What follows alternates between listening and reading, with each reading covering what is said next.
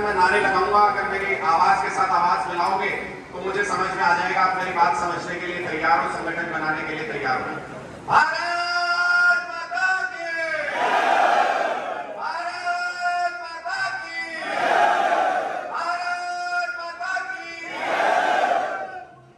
मुझे अब समझ में आ रहा है कि आप लोग तैयार हो, तो इसलिए मैं जो योजना है उस पर चर्चा शुरू करता हूँ। अरविंद केजरीवाल जी से हम ये वादा करके आए हैं कि 3 महीने में हरियाणा के अंदर ऐसा संगठन बनाएंगे जो हिंदुस्तान में न किसी पार्टी के पास पहले कभी हुआ और न कभी होगा।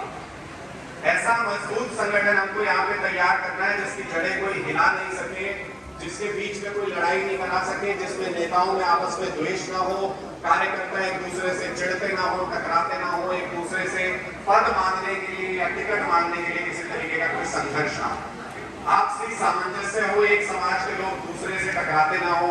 मेरे गांव में दलित जो है वो मुख्य रूप से प्रमुख है, वही रहेंगे इस संगठन में। मेरे गांव में जाट जो है वो मुख्य रूप से रहते हैं, वो रहेंगे संगठन में। ऐसी कोई भावना हमारे संगठन में कहीं से ऊपर से नीचे तक नहीं होनी चाहिए। संगठन कौन सा मजबूत होता है? संगठन वो मजबूत होता है कि हमारे नेता जो योजना बना रहे हैं या जो सोच रहे हैं, वो जो आखिर में जो कार्यकर्ता बैठा हुआ है उसके पास वो मैसेज सीधा पहुंच जाए। और जो हमारा कार्यकर्ता सोच रहा है कि गांव में अगर कोई झगड़ा है, कोई खटपट है, कोई फसाद कराने की कोशिश कर रहा है, किसी तरीके की वहां पर व्यवस्था खराब है, वहां पर कोई समस्या है छोटी से छोटी यूनिट में गांव में, वो हमारे शीर्ष नेतृत्व तक बात पहुंच जानी चाहिए। ये अगर दोनों काम हो गए तो आपका संगठन इतना मजबूत हो जाएगा कि लोग धर्म के नाम पर अफवाह फैलाने की कोशिश करेंगे, जाति के नाम पर अफवाह फैलाने की कोशिश करेंगे, आपको आपस में लड़वाने की कोशिश करेंगे, गांव गांव की दुश्मनी कराने की कोशिश करेंगे, लेकिन कामयाब नहीं होंगे, क्योंकि हमारा ऊपर से नीचे तक का जो कम्युनिकेशन है वो बिल्कुल साफ है। हमारी कोशिश क्या है? हम अगले 3 महीने के अंदर 7200 गांव है लगभग हरियाणा में, हम हर एक गांव में अपना संगठन तैयार करना चाहते हैं। और उसके लिए आप जो कार्यकर्ता हैं इनको सबसे ज्यादा मेहनत करनी पड़ेगी। जैसे सुशील जी ऑफर देते हैं तो वैसा ही ऑफर लेके मैं आया हूँ।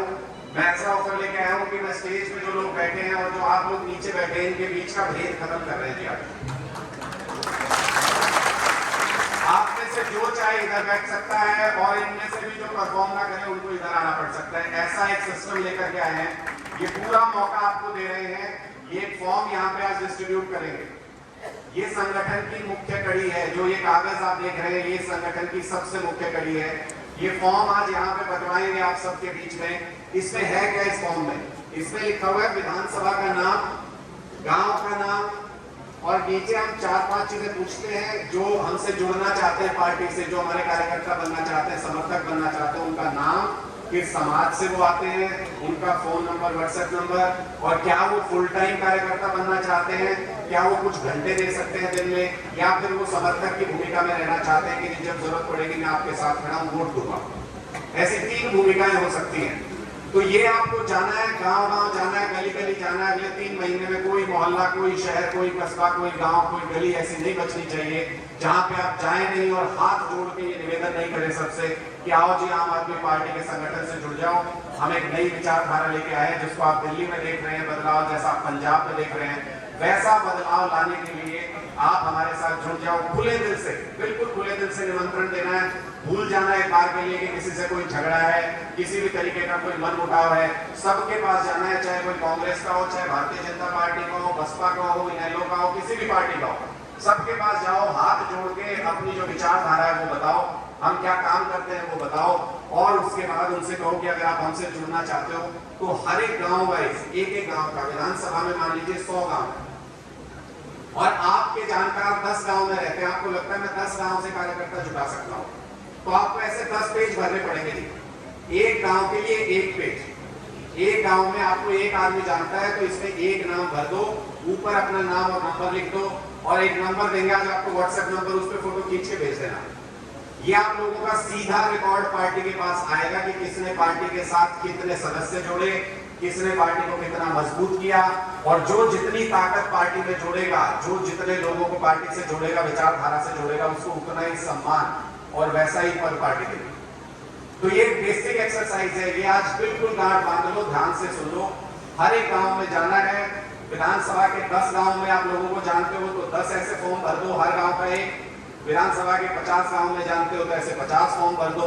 सारी विधानसभा के सारे गांव में अगर आपका वर्कर रहता है, आपका समर्थक रहता है, तो आपका नाम और नंबर ऊपर लिखा होना चाहिए और वो कार्यकर्ताओं का नाम, समर्थकों का नाम, इसमें हर गांव का एक फॉर्म भर दो।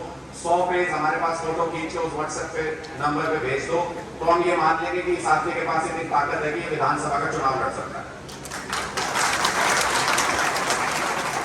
तो ये बिल्कुल ट्रांसपेरेंट सिस्टम होने जा रहा है जिसमें सारे लोगों को बराबर का मौका दे रहे हैं। मैं ये शिकायत सुनता हूँ कि हमारे पास सूचना नहीं पहुंची, कोई कार्यक्रम किया हमारे पास सूचना नहीं पहुंची थी, कहीं जाते हैं हमको बताते नहीं, हमें साथ नहीं लेते हैं, कोई प्रेस कॉन्फ्रेंस की थी उसकी हमें जानकारी नहीं थी, कोई रैली जा रही है उसकी हमें जानकारी नहीं थी। हम वो सारे डेट खत्म कर रहे हैं। एक बार जब ये डाटा इस फॉर्म में भर के हमारे पास आ जाएगा तो सारे कार्यकर्ता पार्टी के लिए एक समान है, सबके पास पार्टी से फोन जाएगा, सबको अरविंद केजरीवाल जी की तरफ से पार्टी में स्वागत किया जाएगा। और जब भी आपके गांव में मीटिंग होगी तो उस गांव के जितने भी नाम किसी भी कार्यकर्ता के थ्रू हमारे पास पहुंचे हैं, उन सारे लोगों को मैसेज आएगा कि आपके गांव में मीटिंग है, इतने बजे और यहाँ पे मीटिंग है। कोई बीच में आपके और पार्टी के बीच में कोई नहीं होगा, सीधे आप तक सूचना पहुंचेगी और आप उस मीटिंग को ज्वाइन कर सकते हैं, सीधे तौर पर आप पार्टी से जुड़े रहेंगे। तो ये ऐसी संरचना बनाना चाहते हैं और ये मजबूत कैसे होगी? सबसे छोटी यूनिट से समझाना शुरू करता हूँ आपको। एक गांव जो है वो चुनाव के लिहाज से सबसे छोटी यूनिट है, गांव हो या वार्ड हो। जहाँ पे शहर है वहां पे वार्ड होगा, जहाँ गांव की जगह पे गांव होगा। तो गांव सबसे छोटी यूनिट है और जब चुनाव होता है तो हमको इसी तरीके से, मेरे पास ऐसा बहुत डाटा आता है, एक आदमी लेके आया जी मेरे पास 1000 नाम और नंबर है, ये मेरे समर्थक है, मैं आपको दे रहा हूँ। हमने उसको वापस लौटा दिया कि भाई ये किसी काम का नहीं।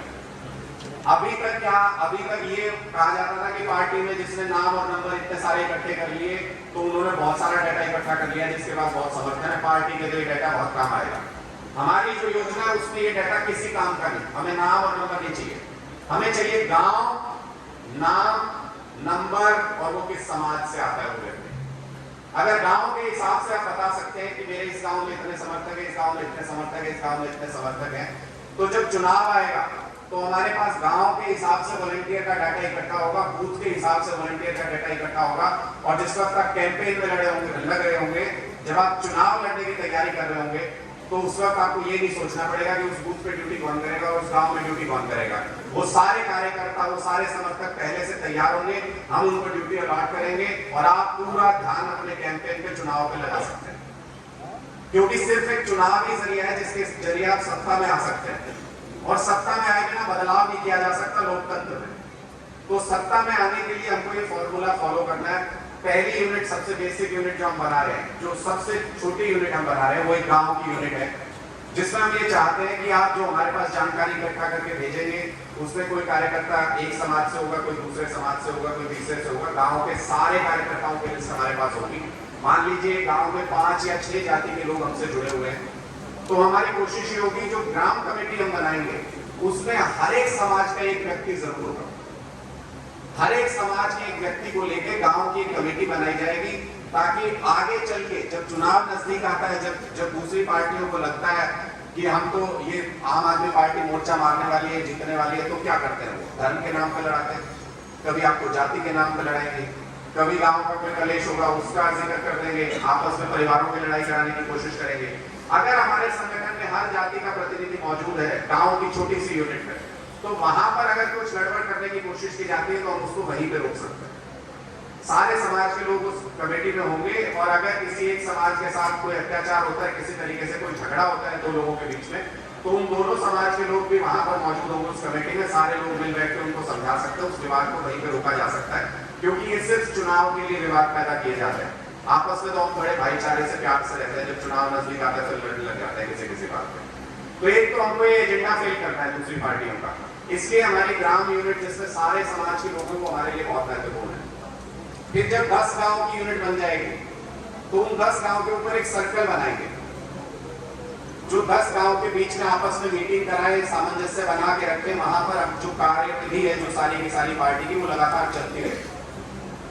जब 5 सर्कल ऐसे बन जाएंगे 10-10 गांव के, तो उन 5 सर्कल को मिला के हम एक ब्लॉक बनाएंगे, और एक विधानसभा में 4 ब्लॉक होंगे।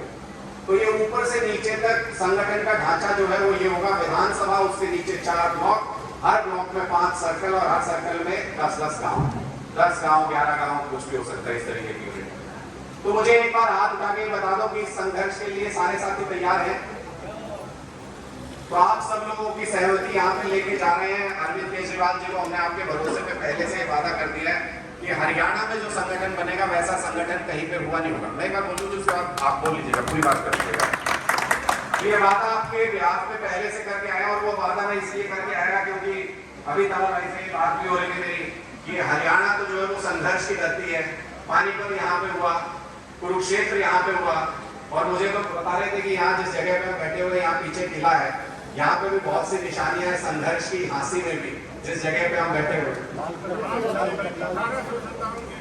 बिल्कुल बिल्कुल बिल्कुल, मैं वही कह रहा हूँ कि कई सारी निशानियां हैं अपने इस इलाके में, झांसी में भी कई सारी ऐसी निशानियां हैं।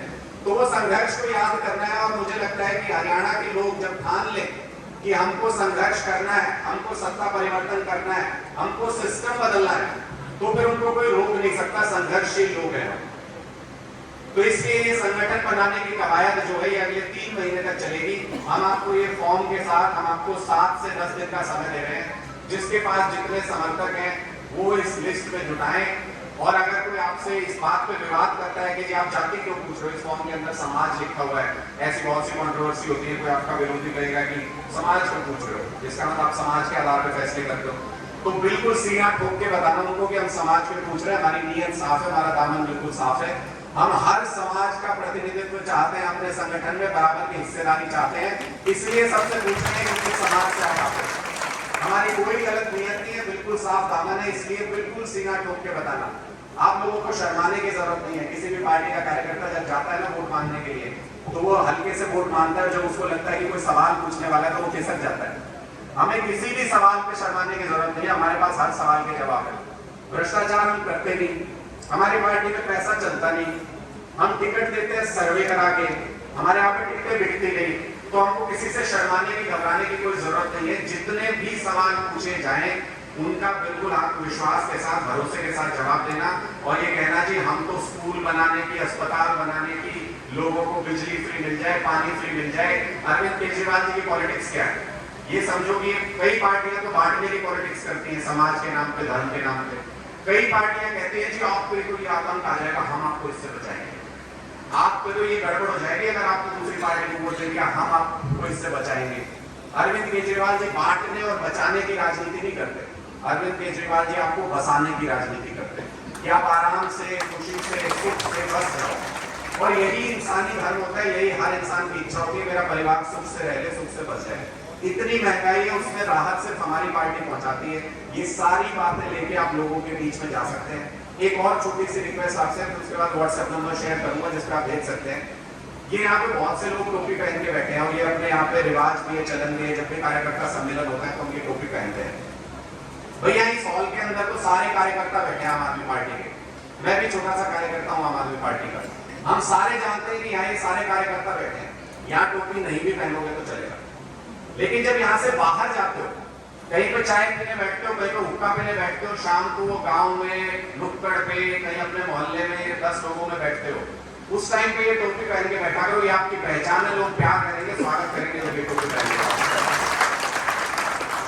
अपना स्वभाव बिल्कुल नरम रखना, सबसे हाथ जोड़ के मिलना।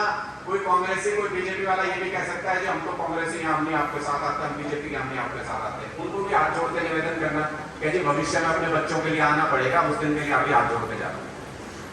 तो सारे लोगों को ये मेहनत करनी है। व्हाट्सएप नंबर नोट कर लीजिए जिस पे आपको ये फॉर्म भेजना है, 85278